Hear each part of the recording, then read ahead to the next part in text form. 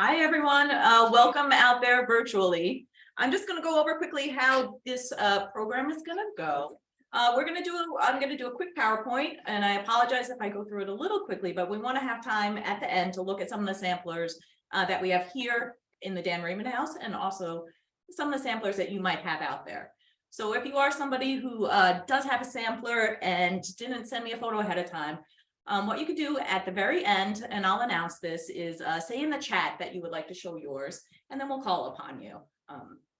And, I think we could, if you hold it up to the camera, I think we'll get a pretty good view. But we've got plenty of local samplers here to look at.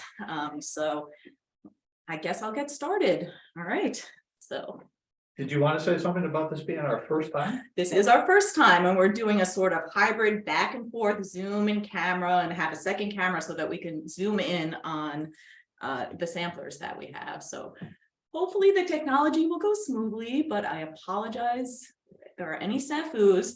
And also this program is going to be recorded. So if you'd like to go back and look at the PowerPoint or just watch it again, or even recommended it to somebody that you might know, it'll be up on our website on the homepage as of tomorrow. All right.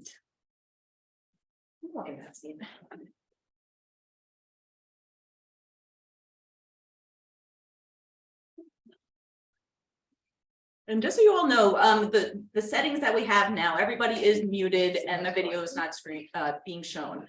But at the end, I will invite you all to unmute yourselves and start your videos. And then we'll be able to have a discussion at that time. I'm going to jump you one. It's okay, I'll go backwards. Here we go. So samplers. I'm going to focus today on actual samplers. There's other needlework that could be its own presentation in itself. But today we're going to just focus on samplers and the tradition here in America.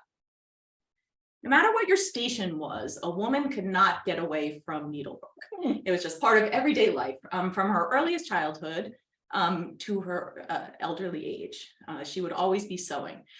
Young girls would be taught the simple stitches, the things that you would need to put clothing together, put different items. Embroidery would be something that girls would start learning probably around the age of 5 or 6. And the sampler was a way to teach them how to actually learn the different stitches that they would need. So samplers originated in about in the 16th century, early 16th century in Europe, and it comes from the tradition of like tapestries and other embroidery. So these two examples are in the style of Europe, very, very skinny, and the way that the samplers were used at that point, they were actual exemplars. They were, if you saw a stitch that you really liked, you would put it on your sampler and you'd be able to refer to it at a later time. So it's almost like a pattern book that you kept on for yourself. And when you think about it, in this time and age, having actual paper in a pattern book is something that was definitely out of the reach of most people. So you can see on the left-hand side, it's white work on black, and on the right is a linen sampler. And these are both very early from Massachusetts. Okay, I'm sorry. So what is the point of having this sampler? The point of the sampler is to learn the different stitches so that you could create something extravagant like this, something that could be put up on the wall as artwork, because of course, paper was not available as much, and also paintings were not available to most people. So the women and the girls in the family would create this artwork. It could also be on something such as a chest or a box of some kind. It's just a way of adorning everyday items in your house. This one is from 1647 and is British. There we go. I'm sorry about that. So here is an early booklet. So instead of actual paper, it's the little pieces of linen that create the booklet. And this is Portuguese. Early Americans probably would not have access to this. Maybe if you were very, very wealthy, you might be able to have a booklet from Europe that maybe you brought over or that you purchased from overseas. The American sampler, though, pretty much diverged from the European form. And this is the typical sampler that we are used to seeing, where you have the lettering, the alphabet on the top. You both have lowercase, uppercase, different types of fancy work, a little bit of a script, as opposed to just specific, block letters. So this is a typical one that we know from America. And America, they created their own form and it basically looked like this. Now it was copied by Europe, people in Europe after the fact, but this form is very much an American style. It's not long and narrow, it's actually square.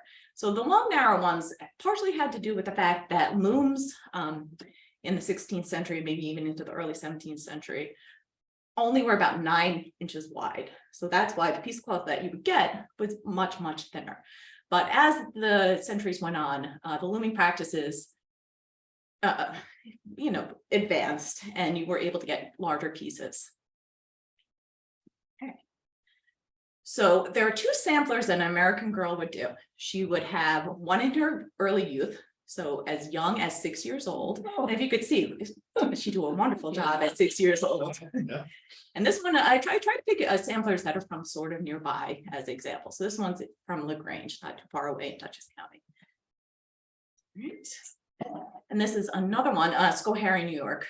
This is Hannah. She's age 7. So of course, also very beautiful. Okay. The second sampler that you would do is when you were older teen. So maybe 17, 18, maybe into 20. And this is sort of the pinnacle of all of your years of learning about how to do stitches and to do pictures in needlework. This is a very famous scene. There's different variants on it, but it's called the Fisherwoman scene. And basically it's a sort of folk art pictorial drawing, but done in needlework. So although this might not be technically a sampler, it is because it is an example of the pinnacle of what the girl had learned. So it would be something that you put up on the wall to show people who came, her education, but also her talent. Okay. So here's another one. This one's from Great Barrington. Is Abigail, age 10 years old. And you can see the little bit of the, remember thy creator in the days of my youth, may peace and plenty be thy portion here and immortal bliss hereafter. It's So- probably related to Lakeview people. Yeah, yeah. Must have been. Yes. And it's a remarkable, if you could see, like, just all the talent that goes into all the different borders. Hardly this one. Who? I think this one I found on an auction site, actually. Also, it's here. No, somebody's selling it somewhere on an auction site. So I try to attribute it, if it's from the Metropolitan Museum of Art or things like that. But the ones that don't have attributions were something that I found on like an online auction. But I, was trying to find things that were nearby here. Are they still as popular to buy as they were a few, maybe 20 years ago? They were rage at the auctions. I don't No, believe they no. are. No, not as much. Just, just like everything else. Exactly. Yeah. Most everything else, yes.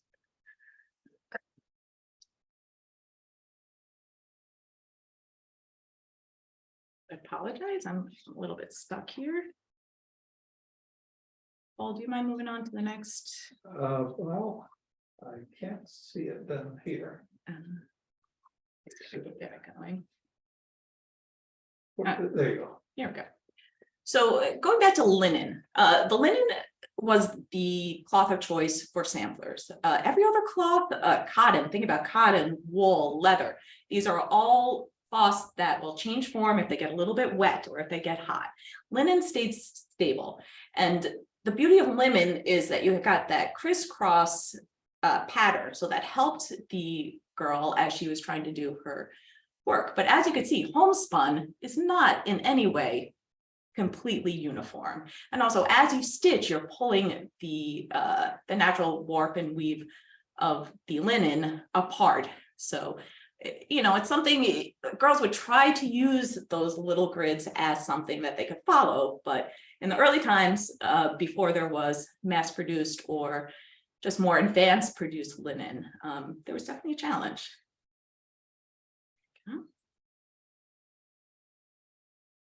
Okay, so another reason why you would embroider something is to strengthen the fabric itself. So these are 2 cuffs. So cuffs, especially when you think about it, if you have a nice linen cuff, it might get snagged on something as you are going about your day. So one of the things that a girl would do from learning in her sampler is to take those different motifs and different designs and put them on practical things such as cuffs. Here's a little bit of a close-up of some embroidery. These are some two mourning dresses. The one on the left is from 1806, and all of the embroidery, you can't really see it that well. It's all in white work. And then to the right, I'm sorry, to the right is the one from 1806. So when you're creating your own clothing, embroidery is a way to signify your wealth, because not only do you have the money to purchase these silk threads or the nicely dyed wool threads, but also it shows that you have time as a girl to have leisure to be able to create this beautiful outfit. So definitely a signifier of wealth and leisure. Okay, another reason was that when you think about it, most linens, how can you tell the difference between a sheet and a tablecloth? Or if you have several children and they're all close in size, perhaps they're smock. So one of the things, and one of the reasons why a girl would learn how to do lettering is so that she can monogram the cloth, just to tell apart exactly what it is. Another reason, here's like a nice coverlet from New London, Connecticut. So it shows all those wonderful folk art motifs. Another reason is that a lot of times, both in urban areas and in rural areas, the women would come together to do washing together in a communal fashion. It was also custom for people to send out their wash. So one washerwoman would do several households worth of clothing. So if you monogram them, you know that you'll be able to get your actual items back in the end. So the sampler did have a practical purpose. And that's why you had to learn how to do your lettering perfectly. All right, so the earliest known sampler that we have is from Laura Standish. She is the daughter of Miles Standish that came over on the Mayflower. And this is the oldest known extant sampler. And as you can see, it's in the European style. The exemplar, it's your pattern book that you will refer to at a later time when you're doing other embroidery. And 17th century samplers were pretty much very close to the style of Europe, but we see a little bit here in this one into the 18th century that we're getting a little bit more of that American style that's coming through. It still has some of the motifs such as Adam and Eve, which was very popular in the 17th century and up until the heyday of samplers in the 1840s. We were still seeing these same Adam and Eve motifs. Okay. So the majority of samplers were made on the East Coast, which sort of makes sense in the earlier times. The most samplers come from Massachusetts, followed by Long Island, and then Rhode Island, New Jersey, and Virginia. I'm just showing a couple of map samplers. These are from a later date, but instead of showing a map, I figured I would show some of these wonderful map samplers from the 1810s to the 1840s is the date of those. And we'll come back to map samplers a little bit later. But other locations such as Pennsylvania did have a tradition of samplers. The one curious thing, the Germans did bring over a sampler tradition, but the Dutch did not. So you have very few actual, examples of people from New York who are of Dutch ancestry, because they just did not bring that tradition over. Even though at the same time in the Netherlands, there were samplers. So it's just a curious anomaly in history. I'm showing this one because the one good thing, or the one I think interesting thing about samplers is seeing all the amazing, strange names that people had in the 17th and the 18th and 19th century. So I like this one especially, Experience. So once she has done the sampler, she will definitely live up to her name. And this one is from 1778. So this is getting into the period of the Revolutionary War. In the time between, the early colonies into the mid 18th century, we don't have that many examples of samplers. This had to do with communities moving westward into unknown territories, wars with the Native Americans, and also just the general how life was hard at the time. You just didn't have the time to sit down and have your child spend hours upon hours creating a sampler. They had to work. There were things that needed to be done. This is one from right after the Revolutionary War. And that's when we start getting into the heyday of samplers. Where is the Fenimore Art Museum? I believe it's in Cooperstown. It is. Yeah. It is. Yeah. Right. So the Revolutionary War brought upon just a better way of living for most Americans. People got more affluent, more educated. And one of the reasons why there was a push to educate both girls and boys is to create the citizens in this new country. Citizens who are educated and therefore able to vote properly or able to live a moral civic life. Part of this is a little bit of a cult of George Washington in some of the early samplers. And you can read that right there. It's just a little like phrasing about George Washington. So these were done right after the Revolutionary War to basically praise him, but then also later when he had passed away as memorial samplers. Here we have a couple of more memorial samplers to him. Yeah. So, like I said, in the early Republic, girls were starting to be educated. So it's very interesting. In the 17th century, there was a law passed in Massachusetts that any town that had over 50 households had to have a school. Now, most of the rural towns, and eventually maybe Sheffield, would pay the $20 to not have to abide by those rules. So education, in that period was not as appreciated as it was now in the early Republic. In the early Republic, both young boys and young girls would go to what is called the dame school. It's basically similar to like what a daycare is. One woman in the town would, educate all of the littler children, probably from the ages about 5 to about 12 together. The boys would learn more traditional education, reading and arithmetic. The girls, there was more of a focus on like more feminine arts, but I'm sure in many of these small schools, the girls did learn how to read, did learn arithmetic and history and things like that, because it was just a small one-room schoolhouse. All right. So here we have horn books. The reason I bring this up is because they are very similar to the form that some of the samplers take, just in the style. So there would be a horn book up on the wall or perhaps taken down, and this could be something that could be emulated or copied when you're doing your sampler. And that one's from the Windsor Historical Society. Interestingly, some of the samplers were also advertisements for the schools themselves. So imagine you send your daughter and she creates this beautiful sampler, you hang it up on your kitchen wall, and your neighbor comes in and sees how beautiful it is and says, I want my daughter to be as talented as that, and sends their daughter to that same school. And here's some advertisements. And a lot of the different needle arts are really emphasized. You probably can't read it because it's a little bit too small, but basically it's just a list of all the different things that a certain teacher can provide and offer to the student. And most of it is different needlework. So that is for the earlier phase of education. But when you're in your late teens, girls would go to either finishing schools, which is another word for where you learn different arts and also learn a little bit of education. But also there were day schools and boarding schools. And there's just, they did similar things. It just happened to be what in the town was offered. So the one that most Sheffield residents would go to is the Litchfield School. And Litchfield School is, the Litchfield Academy. And that was run by Sarah Pierce.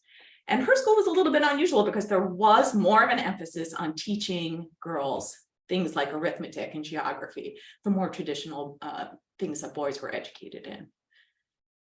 And that is a sampler from Pleasant Valley and Dutchess. And one of the girls went to Litchfield School. So it's wonderful, it's beautiful. You can see this one comes from London, but sometimes the samplers were equations in arithmetic or multiplication tables was another one. So it wasn't just letters and pretty pictures. Okay, here's a little letter that I found in a book. It's a girl who's writing back home from the Litchfield Academy. But if you look down to the bottom, let me see if the pointer helps. it says that the girls have been working so long on their samplers that the teachers are encouraging them to go out dancing because they think that they're not getting enough exercise because they're sitting there upon hours working on the samplers. For a little girl, the sampler could take up to a year or two. I think it just depended on the talent and the inclination of the girl herself. Some girls would do 2 in a year, some would just do 1 in their education, in their early education, and then one would do one much grander one in their later education. And they could take, like I said, several years. I read somewhere that during the revolution, a very prescient girl, she knew that things were going to get a little crazy and she wouldn't be able to finish her sampler. So she was rushing and rushing, knowing that her family might encounter tumult when her father went off to war. So she was able to get that done, I think, in 6 months with the heat of the revolution upon her. So it all did vary. Look how they spelled Friday. Oh, yeah. Yeah. All right, so here's a little bit more of the close-up. I'll talk a little bit about how the actual sampler was made. A sampler, there were very few pattern books. Some of the teachers did have access to these pattern books, but it wasn't, they might have just 1 copy. A lot of the patterns were actually free-form drawn onto the linen directly by the teacher. So if a teacher has talent in her own, she will open a school and tout her own artistic abilities. Or perhaps she would elicit maybe an artist in town, maybe a limner, the person who creates signs, to do the artwork onto the linen. Or maybe even hire a teacher, somebody in their late teens, early 20s who has artistic ability. And their purpose would be to draw out the samplers. And you could see a little bit. I was not able to find an unfinished sampler to show the drawing. I looked everywhere on the internet, but basically it would just be handwritten in ink. Another way that it was done is that it would be handwritten in paper, but you would in very dark lines so that you'd be able to see through the linen. And you would just stitch it, and then at the end take the paper off in the back. That was a less used technique. All right, here's some of the stitches. American samplers, there really weren't many stitches used. When you think about needlepoint today and the different techniques, it really was relegated to just a few simple stitches. And this has a little bit. So basically the chain stitch and the cross stitch were the 2 main that were used. Okay. Interesting thing, it's very hard to get faces perfectly done when you're stitching. So a lot of times what was done is a little piece of paper was glued on with the painting of the faces, or the actual painting in the faces was done on the linen and the girl would sew around it. So you could kind of see there that those are painted on. And here are some of the different motifs. The different motifs could be a PowerPoint presentation in themselves, but basically it's what you imagine, a lot of folklore symbols, folk art, I'm sorry. And things that were popular were strawberries, acorns, trees, birds were very popular. These are all things that what some of them would, multiple motifs would be put onto the same sampler. So it really just happened to be the fancy of the person who was drawing the sampler. Okay, and here's some of those more motifs, but actually in a 19th century sampler from Pennsylvania. You see it in color.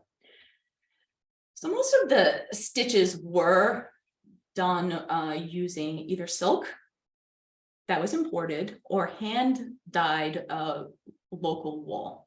And because of that, because most of the thread that was used was hand-dyed, today when we see them, they're pretty much faded. Back in the day, they were not very bright. Some traditions, such as the Shaker tradition, did embrace very bright colors, but even back then they were a little bit muted, mostly because of the dye that was used. You're just going to get those bright colors that our modern threads would have. Here's one though, that's a bright one, and it's from a little bit later, so you can see the difference in what was available on the market. Definitely much brighter. And this one comes from Columbia County, but it was made here in Massachusetts. Okay. All right, so I'll get quickly into some of the different types of samplers. We have memorial samplers, and it takes the different motifs, such as the weeping willow, and it shows a grave, usually with an inscription of the person that it's memorializing. And like I said, we saw some of these with George Washington, but people did them for, people in their family, or perhaps well-known people in their town that they wanted to memorialize. There we go. So this is a genealogical sampler. So a genealogical sampler, generally it would list 2 generations. So it would be your siblings and your parents. Sometimes though, your grandparents would be on the sampler. And what's interesting about this is that sometimes these are the only records that we have for young children who died before the age of 5. They might not get a gravestone, but their sister would memorialize their life in the sampler. This one here is actually from either Stockbridge or Egremont. The Goodall family moved in that time period when it was made, so we're not quite sure if it was from Stockbridge or Egremont. One interesting thing about the samplers is that, oh, here's another one, another genealogical sampler, and some of them do take the form of the family tree, which is kind of a nice flourish. So genealogical samplers had one other purpose. The widows and the veterans of the Revolutionary War would sometimes use them as a documentary evidence to show that the person was in the war and was as a veteran. The government really didn't buy it that much. It was used as a form, but when you're just stating the person's name and where they lived, it's not so much proof that they were actual soldiers in the Revolutionary War. But that did not stop many people from trying to use these samplers as a document that's proof that they should receive the pension. Here we get into map samplers. So map samplers, more popular in Europe than in America, but we have some very, very nice examples. A lot of them from Connecticut and Rhode Island of map samplers. So this one's a globe, but they could be anything from the Eastern Seaboard to your local town. I think part of the reason why maps were a good form to follow was that they were one of the few things that were printed that people would see day to day that they could copy and get inspiration from. All right, so now we're moving on to the phrases, and that again can also be a PowerPoint in itself. This book right here, American Samplers, actually anthologizes every inscription that was ever done in American Samplers. So that's a great book, and I'll put some of the resources on the website after the fact. But if you can read this little inscription, so they range from apocalyptical things from the Bible and, very dark to very light and almost humorous phrases such as this one. So, how poor the heart whose hopes are of bliss are centered in a world like this. Our conscious minds are made to soar above the enjoyment of an hour. So basically saying, there's more to life than what's happening right now. And this is Cordelia Chessman, and she's age 11 from Dutchess County, New York. Another, I think, a little bit diabolical phraseology is to show your obedience either to your parents or to your schoolmistress. So if you can see on the top, it says, "Dear mother, I am young and can't show such work as to your goodness owe. So please to smile of this my small endeavor." So it definitely, nails in the concept of being obedient to your parents. If you have to sit there for many, many hours, months upon months, writing out a phrase like this. So it'll definitely get embedded in your mind after all those hours. Okay. Sorry. That's okay. So here's another beautiful one from Great Barrington, which has black background and a little bit of a pastoral scene. It's very popular to have these pastoral scenes or maybe scenes of buildings. Now, perspective was usually off, but that's part of the charm of American Sampler, especially the ones that really look to folk art, sometimes a strawberry could be bigger than the house, or the person can never go inside of that building because the building's very small and the person's very large. But very talented, the more talented artists were able to get perspective. And this one is getting a little bit closer to that. Sorry. Do you mind just I don't looking know down that there? it'll do it if I hit space, but, Mm, no. There we go. Yeah. All right, so here are, people ask, is there a certain style, a regional style? But what it really came down to was the school. So the schoolmistress, she would draw a certain drawing freehand, and then she would draw a similar drawing, but it was never exactly alike, just for the nature of people are not photocopy machines. So you find, these are a little bit earlier ones, but things that are basically, if you could see, they're almost the same design, but just slightly different. So when you think about style, it really does just come down to the school. So in a certain locality, all of the girls would come from a certain radius to that school, and that's how the style would be created, because they're working off the same designs from their school teacher. All right, so this is one of the samplers that we're going to be showing here that's in the Sheffield Historical Society collection. And I'm going to, I apologize for going so fast, but I want to be able to show some of these remarkable samplers that we have here in-house, and that also that you have out there on Zoom. So the way that we're going to work it is that I'm going to call on a few people that have sent me some photos ahead of time. And then after that, we're going to switch over and look at some of the ones here. And then after that, if anybody does have a sampler that they would like to share or just have any questions, just put it in the chat and we'll call on you at that point. And is this when you want people to turn their video and audio on? Yeah, you could turn your video and audio on now. That way we can have a discussion, and, feel free to just ask any questions and we'll try to address them. So Dennis and Joan, are you, actually, let me go to the, let Paul do that first.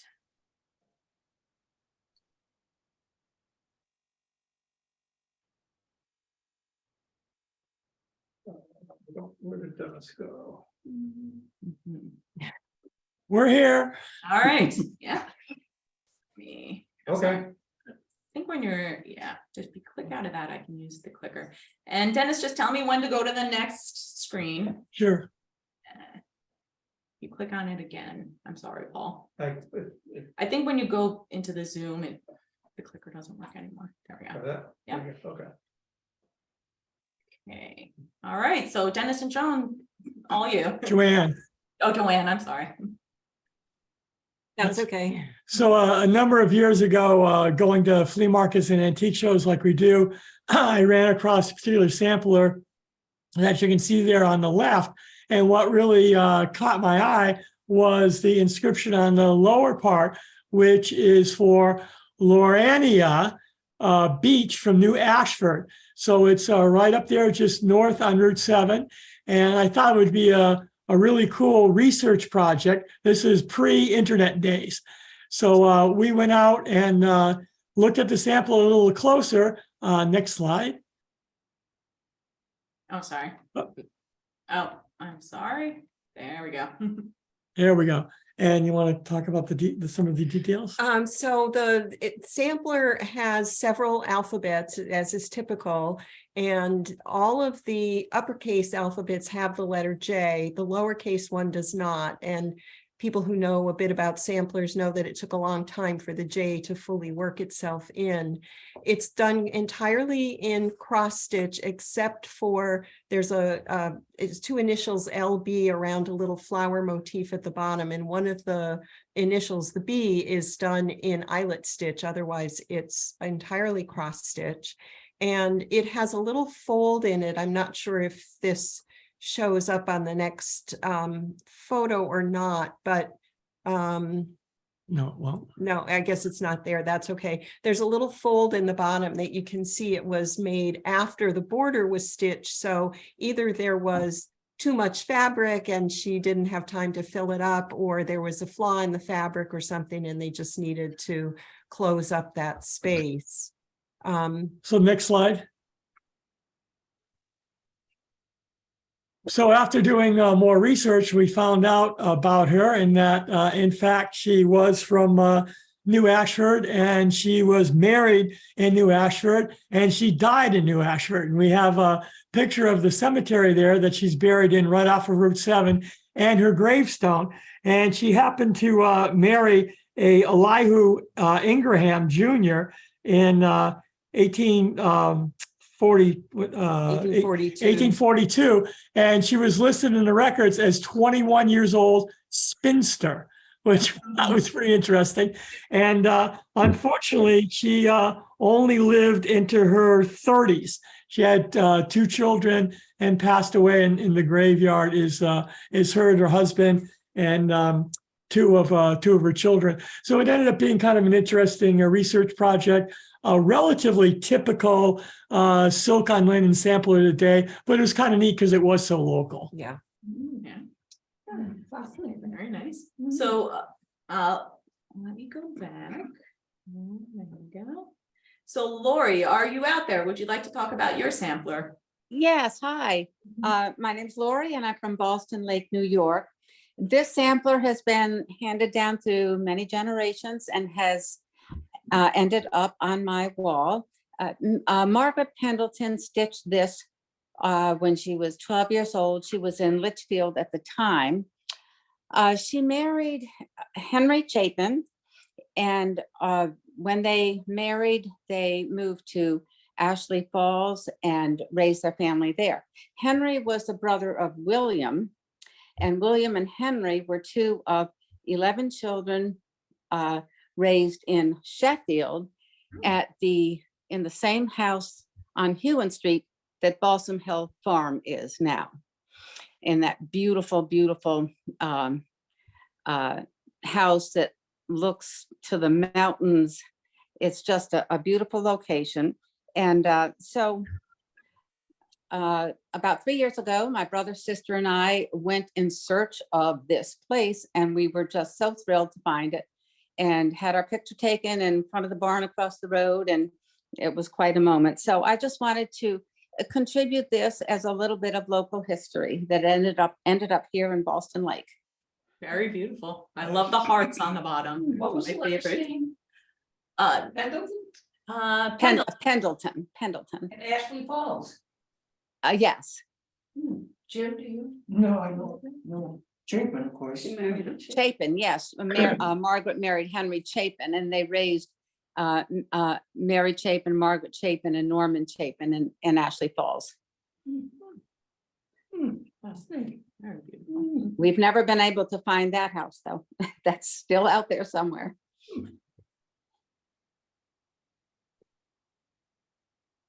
Nice. I don't know what that is, but. I think it's just in the chat. Okay. All right. We have one more, Gary Levier. His sampler is a little bit, do you mind just clicking on the Oh, PowerPoint? sure. His sampler was made by somebody well beyond her youth, and he'll talk about it a little bit. Hold on a second. That's not it. There we go. I am Gary Levier, local historian, author. This is a shaker sampler. So how could I be here if my ancestors were shakers? That doesn't seem possible. But luckily, my great-great-grandfather, Alanson Pease, P-E-A-S-E, left the Shakers and got married and moved to Munson, Mass, but left behind a brother and 2 sisters that stayed with the Shakers in Enfield, Connecticut. One of them was Clarissa Pease. She did this, she went on to become an eldress and then kept getting promoted and ended up as a ministerial supervisor in Hancock Shaker Village. So she did this sampler in 1840, so she was probably in her 20s, which is unusual. I was also told that it's unusual for Shakers to work in red thread. That's what somebody told me up at Hancock Shaker Village. But this must have been passed over to my great-grandfather and then grandfather. And when my grandmother died in 1983, we found this folded up in her bureau. So we're thrilled to have that. Now, at Hancock Shaker Village, the curator at the time, Christian Goodwillie, we went up to a special floor that in the dwelling building that people aren't normally allowed in. And he showed me some linens that were owned by Clarissa Pease, monogrammed in red again. So she must have been special that she could use that red thread to do it. Anyway, we treasure that, and because she ended up in Berkshire County, I thought it would be appropriate to share it today. Great story. And it's still so bright all these years later, which is pretty cool. And a lot of some of the other natural reds that we used were used with iron.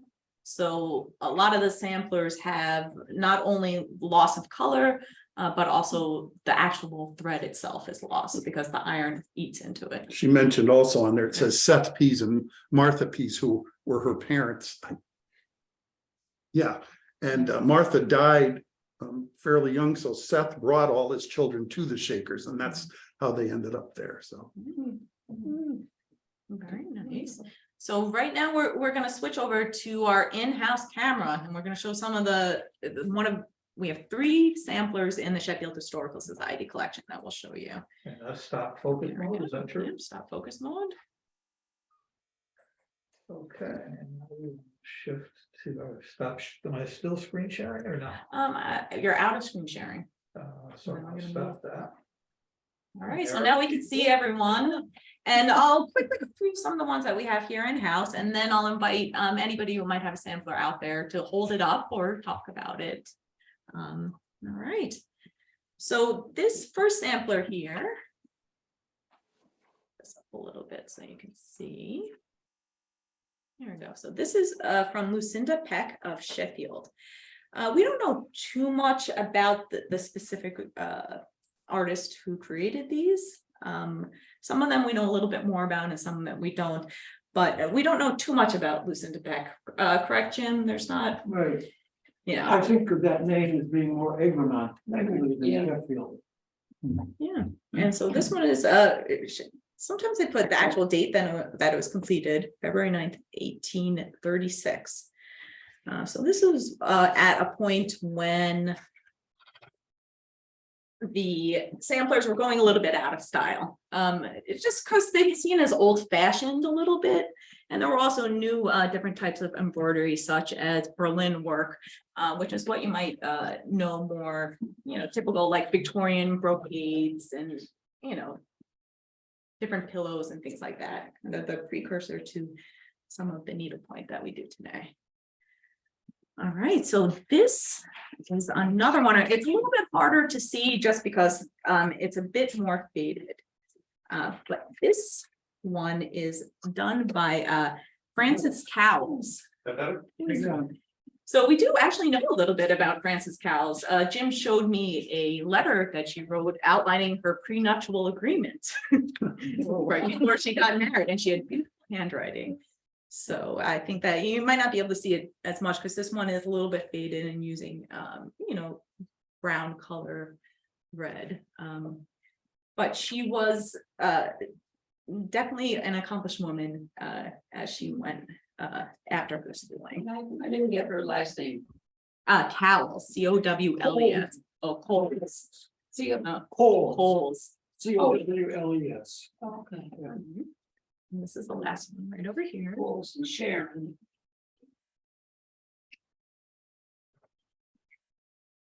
One interesting thing about the Litchfield Academy that a lot of the Sheffield or other local girls would go to is that it wasn't just the most affluent people, middle-class people, and even some people who are in the lower economic spectrum would save up money to be able to send their girls to not only the day schools, but specifically to the Litchfield Academy, and a wide range of socioeconomic backgrounds.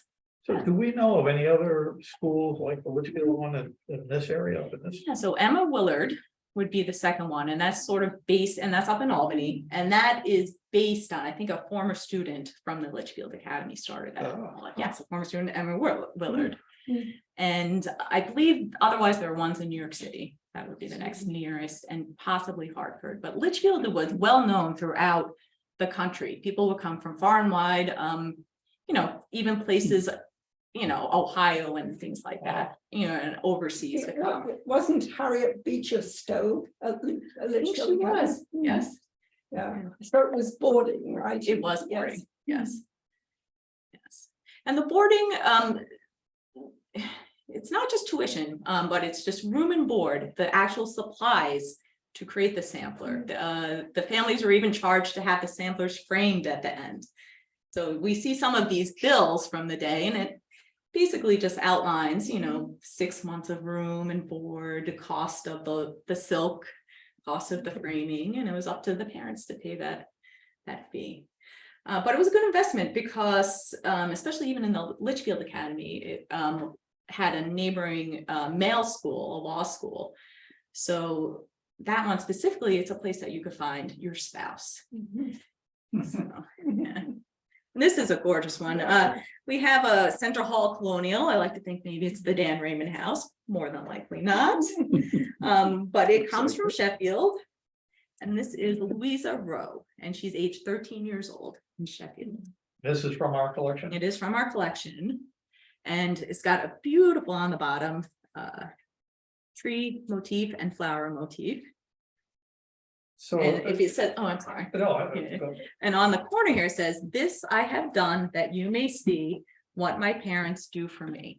So I'm not sure if she did that out of her own free will, or if it's something suggested by her parents. So it's June 22nd, Mhm. 1833, which is the 100-year anniversary, right? Of the town. 21 though it is, I think, isn't it? I mean, no. No, it's 22nd. Anniversary is 21. Yeah. Yeah. So we'll move on to. One day. Yeah.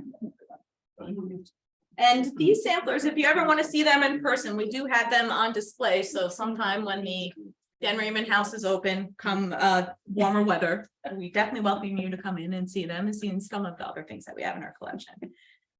So this sampler is owned by one of our members, Alan Romeo. And it does have a Sheffield connection. The person's name is Jerusha Benedicts. And we think that she was born in Connecticut, but her family moved here to Sheffield at some point. And very, very beautiful, very stylized letters in the bottom, if you can see. So I think it's a very gorgeous one. Yes. And especially for age 10. I mean, amazing. Yeah. And we think that this might have been from a later period. But it just goes to show, we were talking about a little bit earlier, samplers come back in fashion. They came back in the late 1800s, the pre-war up to the 1960s period, and then again, even into the 1970s and the 1980s. So it's just, one of those things that people have nostalgia for. They might have seen them hanging up in their I think grandmother's house or something. The sampler style did go out of style around the time of the Civil War, but it was still practiced out into the West, just because, there was a little bit of delay in fashions and things like that. So samplers were still being done right after the Civil War in some of the territories out West. All right. Jillian, would you like to talk about yours? My mother's family came from Sheffield in England, which is where I spent a lot of my childhood. And my mother, after I moved over here, was famous for sending me rolled up copies of the local newspaper, which I frequently would just throw out because I wasn't that interested. One day I unrolled one and out fell this sampler. Oh Lord, how many other things I've learned.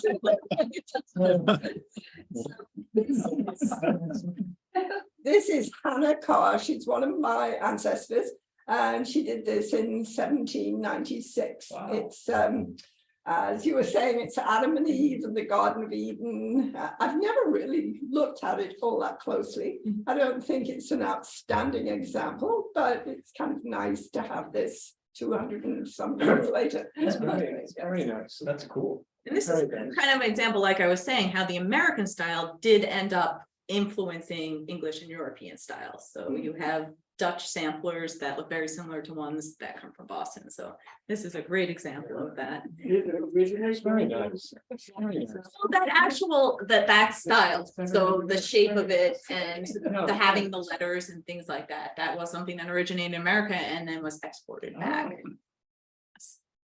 And something mentioned, did people do samplers at home with their parents? Not really.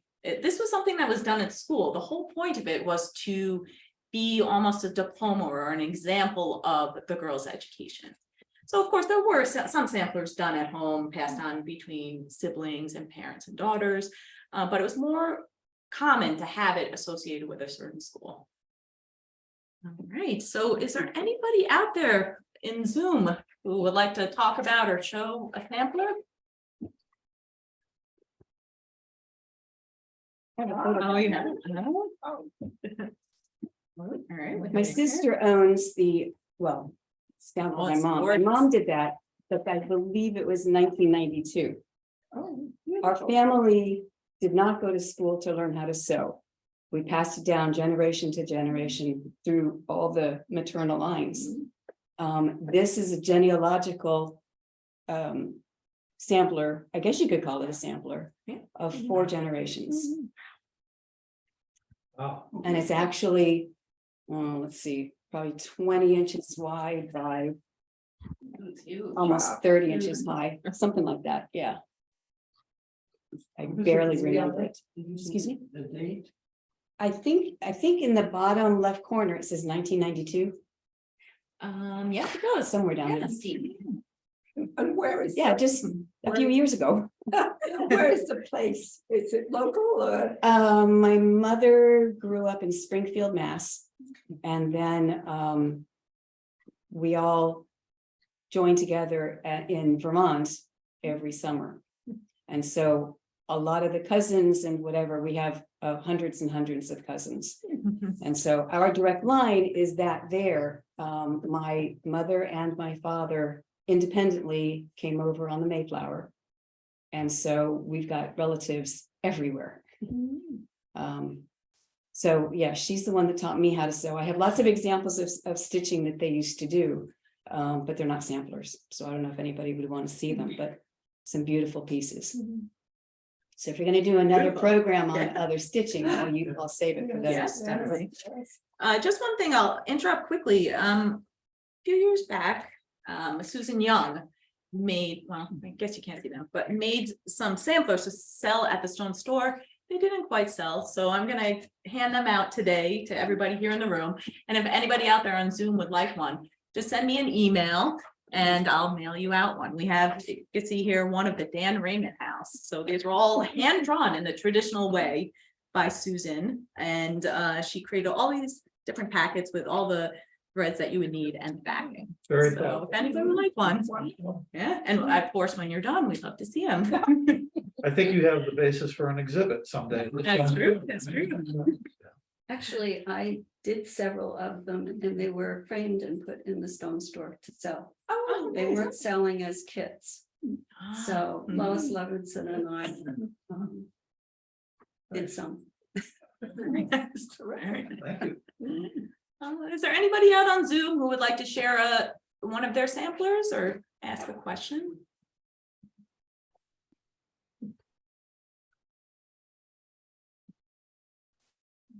Oh, yeah, very nice. No, I guess not. Anybody here in the room have any questions or? Just thank you for all the effort you put into putting this together. Well done. Really good. Mhm. Yeah, I'd also like to say that the over in Deerfield, they have an excellent textile museum to go. And they do give courses occasionally on textile preservation. oh, very I nice. did one of those courses and then we got almost a hands-on tour of their archives in the museum. It was totally fascinating. So check over in Deerfield if you're interested in the textiles. Right.